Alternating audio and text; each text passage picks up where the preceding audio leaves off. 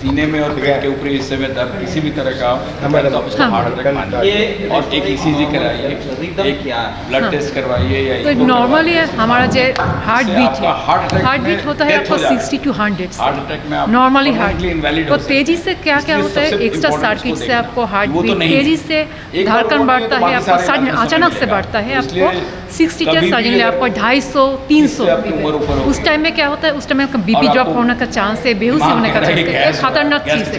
Even long time persist करेगा तो आपको पंपिंग फंक्शन कम होगा, इस टाइम में आपको तुरंत हॉस्पिटल के आना पड़ेगा, दवाई का कनेक्शन लेना, ECG में देखना पड़ेगा किस तरफ के आपका रिदम प्रॉब्लम। हमारा साथ में आपको ये धड़कन का प्रॉब्लम का इलाज जो है, साथ में RFA एब्लेशन बोला, ICD बोला, पेसमेकर है, सब कुछ हमारा पास में है। ये हार्ट अटैक का ही सिम्टम्स है या फिर ना सेम वो थोड़ा सा और अलग है। तो एक क्या से होगा, अचानक से आपको फड़फड़ाएंगे, आपको गला से फड़फड़ाएंगे, आपको अचानक से धड़कन होगा, तेज़ी से पसीना आएगा, तो सांस फूलना लगा, उस टाइम में सांस बा कथा बोलना के मैंने बात करने के टाइम में कुछ प्रॉब्लम होगा, आपका बीपी ड्रॉप होने का चांस है। तो पल्स ऑक्सीमीटर आपका घर घर में है, उस टाइम में देखेंगे जब आपका हार्ट बीट 200 का ऊपर उठ गया, तो इसका आपका धड़कन का व बिजली का प्रॉब्लम क्या है। लगता है इस बीमारी का क्योर हाँ क्योर है, इसके लिए देखना पड़ेगा अच्छा किस तरफ का आपका ये बीमारी है। आपका नीचे चेम्बर में कार्डियक अरेस्ट में जा रहा है, VT बोलता है, VT होगा तो साथ साथ में आपको CPR देना पड़ेगा। तो CPR सब लोग को मालूम है, होना चाहिए, अदरवाइज़ एक साथ में आपको हॉस्पिटल में जाना पड़ेगा, ECG में देखना पड़ेगा किस तरफ है। तो अपर चेम्बर से आया, इसके लिए हमारा जो EPS जा बोला, EPS RFA है, लोअर चेम्बर से आया आपको DC शॉक देना पड़ेगा, और हमारा साइड में वो आपको मशीन है, ICD CRT वाला मशीन है, तो इसका आपका इलाज है। इस तरह के मरीज को क्या कहेंगे, इस तरह के मरीजों के लिए आप तो क्या एक ही चीज़ है, जो ये चीज़ आपको घबराने की बात नहीं है, हमारा पास में इलाज है, हाथ में बहुत ऑप्शन है। सो आ जाइए, सिम्टम होगा तो आ जाइए, इसका आपको सोल्यूशन मिलेगा। हाँ, अपना नाम मेरा नाम है डॉक्टर पॉपी वाला, इलेक्ट्रोफिजियोलॉजिस्ट हूँ। लगा दिया जाए तो बेस्ट रिजल्ट उसी का है, बट यहाँ जो पॉपी बता रही हैं वो डिफरेंट चीज़ है। वो हार्ट के चाल की गड़बड़ी है, या चाल बहुत तेज हो जाए, या बहुत स्लो हो जाए, या इरेगुलर हो जाए, यही 3 चीज़ होगा। बहुत तेज हो जाए और आदमी स्टेबल है, मरना सर नहीं है, बीपी स्टेबल है, ब्लड प्रेशर सही है, तो उसका इलाज करना बहुत आसान है।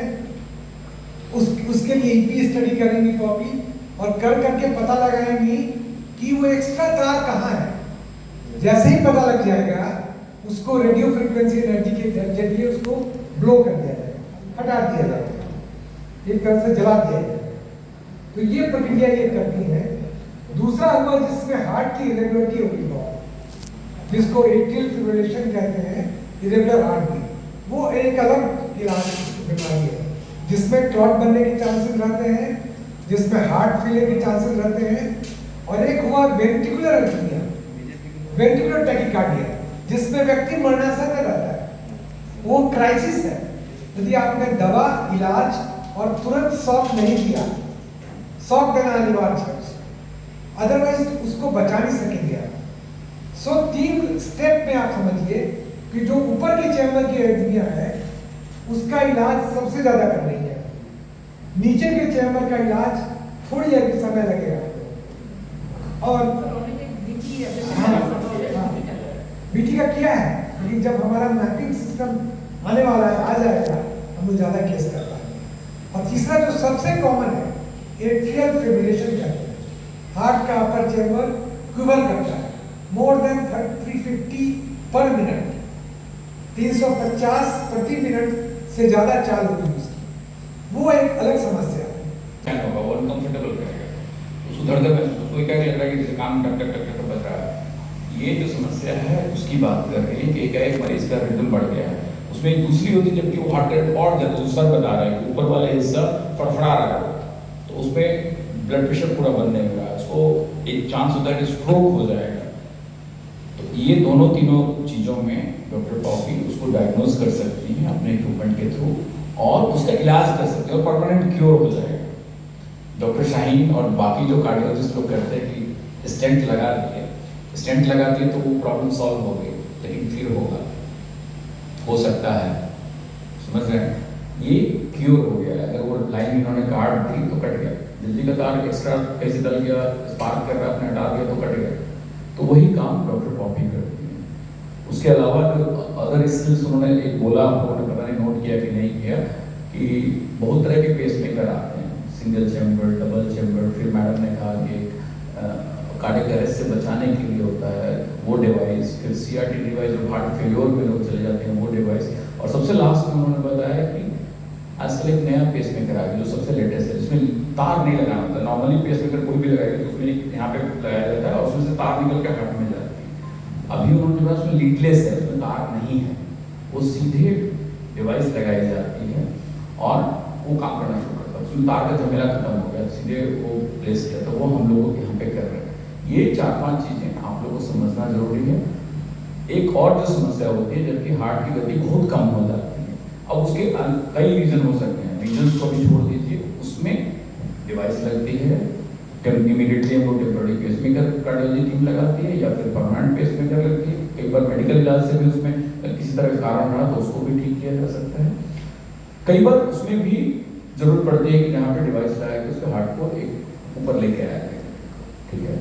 रेयर कंडीशन में एक और चीज़ की बात करी, जहाँ पे डॉक्टर आशीष सप्रे की जो बच्चे की बात करें, बच्चों में कई बार वंशानुगत होता है या बचपन के साथ उनके हार्ट में या तो छेद होगा या डिवाइस डिस्टॉर्टेड होगा, तो उसके कारण एरिथमिया डेवलप हो जाता है, हार्ट का बीट ठीक नहीं होता है। जिस बच्चे की बात उन्होंने करी वो आया था डॉक्टर सप्रे के पास अपने उसका इलाज कराने, जो कंजेनाइटल डिजीज था, but it is the most important predictor for developing heart failure in future for these patients. जैसे टाइम का इम्पोर्टेंस है, मैं आपको 3 एग्जांपल दूंगा अपने ही हॉस्पिटल का। मैंने पिछले 2 हफ्ते में 3 पेशेंट्स ट्रीट किए। एक जो हमारे पास ऑलमोस्ट 4 से 5 घंटे के अंदर ही पहुंच चुका था, एंजियोप्लास्टी की अगले दिन शाम में डिस्चार्ज गया, चलता फिरता कोई परेशानी नहीं हुई। उसका जब आया था तब हार्ट का फंक्शन ऑलमोस्ट 40-45% था, एंजियोप्लास्टी हुई, नेक्स्ट डे उसका हार्ट का फंक्शन 50% क्रॉस कर चुका था, मतलब हार्ट बहुत मिनिमल डैमेज हुआ। नॉर्मल हार्ट फंक्शन 55 से 60% के आसपास का होता है। दूसरा पेशेंट जो हमारे पास आया, तीसरे दिन पहुंचे, हार्ट अटैक मेजर तब आए जब तक कि ब्लड प्रेशर लो हो चुका था, किडनी का फंक्शन अफेक्ट हो चुका था, बीपी कम होने पे किडनी पर असर पड़ जाता है, पेशाब कम बनना शुरू होता है। हम लोगों ने भरसक कोशिश की, डायलिसिस वालिसिस सबका इंतजाम करके रेडी कर दिया, सब अब डायलिसिस भी करना था, हाई रिस्क डायलिसिस होती है लो ब्लड प्रेशर में, बट लेकिन वो सस्टेन नहीं किया। उस बीच कार्डियक अरेस्ट हुआ, कोशिश की कि रिवाइव 1-2 बार हुए, बट लेकिन वो सस्टेन नहीं किए, तो उनकी डेथ हो गई। तीसरा एक सबसेट था जिसको एक दिन पहले, उसको ऑलमोस्ट 18 घंटा हुआ था उस पेशेंट को हार्ट अटैक हुए, समस्तीपुर से हुआ है, समस्तीपुर से सांस फूलने लगी, वहाँ पे कार्डियक अरेस्ट भी हुआ, तो उसका रिवाइव हो गया, उसका शिफ्ट हो गया। अस्पताल पहुँचते हुए बीच में ऑक्सीजन कम होता गया, तो इमरजेंसी में पहुँचते गैस करने लगे थे, मतलब ऐसा लगा कि अब सांस रुक ही जाएगी। इमरजेंसी में तुरंत हमारी इमरजेंसी की टीम, मतलब we are proud of our emergency team, कि पेशेंट जैसे आया तुरंत वेंटिलेटर पे उसको डाल के तुरंत उन्होंने शिफ्ट कर दिया हमारे पास कैप्सन में। फैमिली से बात की हम लोगों ने, क्योंकि इस तरह के मरीजों का आउटकम बहुत पुअर होता है। अगर हमारा ये टारगेट होगा, अगर 100 में 2-3 भी पेशेंट इस तरह के बचा लेते हैं तो हमारे लिए बहुत बड़ी बात है, क्योंकि इस तरह के पेशेंट अगर इंटरवेन नहीं करते तो 100% एक भी पेशेंट नहीं बचने वाला है। जो इस तरह के पेशेंट जगह गैस करते हैं, वेंटिलेटर हो गया, उनका हमने तुरंत एंजियोग्राफी किया, रात के 2 बजे थे करीब एंजियोग्राफी किया, एक आर्टरी 100% ब्लॉक थी, और किस्मत खराब उनकी ये थी कि जो आर्टरी ब्लॉक थी वो डोमिनेंट सर्कमफ्लेक्स थी, जो 20% लोगों में डोमिनेंट सर्कमफ्लेक्स होता है। राइट की आर्टरी छोटी होती है, जो नॉर्मली जितनी बड़ी होनी चाहिए, उसको लेफ्ट की आर्टरी राइट को भी सप्लाई करती है, वही बंद हो गई थी। तुरंत हमने 15-20 मिनट में हम लोगों ने एंजियोप्लास्टी किया, वेंटिलेटर पे ही कंटिन्यू रखा, ब्लड प्रेशर धीरे धीरे मेंटेन किए। 3 दिन बाद वेंटिलेटर से बाहर हुए, कल वो छुट्टी हो गए, घर चले गए, बेचारे रिहेबिलिटेशन वाला पार्ट चलता रहा। और अच्छी बात यह है कि हार्ट का फंक्शन धीरे धीरे इन हॉस्पिटल में इम्प्रूव करना शुरू हुआ, लेकिन फिर भी मैंने बोला कि 18 घंटे को हो गया था, तो ये हार्ट फेलियर वाले सिम्टम इनको परेशान करेंगे फ्यूचर में। तो समय बहुत इंपॉर्टेंट है, सही टाइम पे आए, बहुत बढ़िया। मेजर आर्टरी बंद हो गई, जितनी बड़ी आर्टरी बंद होती है हार्ट अटैक में, उतना हार्ट का डैमेज, उतना जान का खतरा। अब जो सबसे कॉमन प्रॉब्लम हम लोग को इमरजेंसी में होता है, इनफैक्ट मीडिया के लोगों को भी ये फेस करना पड़ता होगा, लोग आते हैं हार्ट अटैक हुआ, एक्सेप्ट नहीं करते सबसे पहले कि हमको हार्ट अटैक, हमको कैसे हो सकता है ऐसे। लोग दिमाग में ये रहता है कि हमको कैसे हो सकता है हार्ट अटैक, सबको हो सकता है। दूसरा चीज, लोग जब ट्रीटमेंट हार्ट अटैक जब होता है, जब ट्रीटमेंट लेना शुरू करते हैं, जब आते हैं हम लोग एंजियोग्राफी करते हैं, एंजियोप्लास्टी इमरजेंसी करनी है, तो लोगों का ये होता है कि 100% गारंटी है कि कोई दिक्कत नहीं होता, तभी हम कराएंगे। तो हार्ट की परेशानी में तो कोई भी ये गारंटी नहीं दे सकता है। तो हमारा सिंपल सा जवाब होता है 100% गारंटी पॉसिबल ही नहीं है, क्योंकि कब पेशेंट को कार्डियक अरेस्ट होगा, इनिशियल 24-48 घंटे तो बहुत महत्वपूर्ण है। सो ये आप लोग को मीडिया के थ्रू लोगों को जागरूक करना है कि हार्ट अटैक में जो ट्रीटमेंट है एज अर्ली एज पॉसिबल, जो बेस्ट ट्रीटमेंट है वो एंजियोग्राफी हो गया, तुरंत एंजियोप्लास्टी करनी है, ये सबसे इंपॉर्टेंट है। इसमें सेकंड ओपिनियन, थर्ड ओपिनियन का कोई सवाल ही नहीं उठता कि हम वेट करेंगे, तो वेट करने से और हार्ट डैमेज होता जाता है। तीसरा चीज, गारंटेड ट्रीटमेंट हार्ट अटैक में नहीं होता है। हम लोग अपने तरफ से 500% कोशिश करते हैं, तभी हम ये वेंटिलेटर पे गैस का प्रयोग पेशेंट में कुछ बचा लेते हैं। अदरवाइज अगर इतनी कोशिश नहीं होती, हमारी टीम इतनी अच्छी है, रात को 2-2, 3-3 कार्डियोलॉजिस्ट आ जाते हैं। एक तो हमेशा हम लोग कोई ना कोई हमेशा यहाँ उपलब्ध रहता है, जरूरत पड़ती है तो लोग और भी आ जाते हैं। कार्डियक एनेस्थीसिया की टीम हमारी इतनी स्ट्रॉन्ग है, ऑलमोस्ट 11-12 लोग हैं कार्डियक एनेस्थीसिया की टीम में। कभी भी वेंटिलेटर पर डालना है, ऑपरेट करना है, वो तुरंत उसकी सुविधा उपलब्ध है।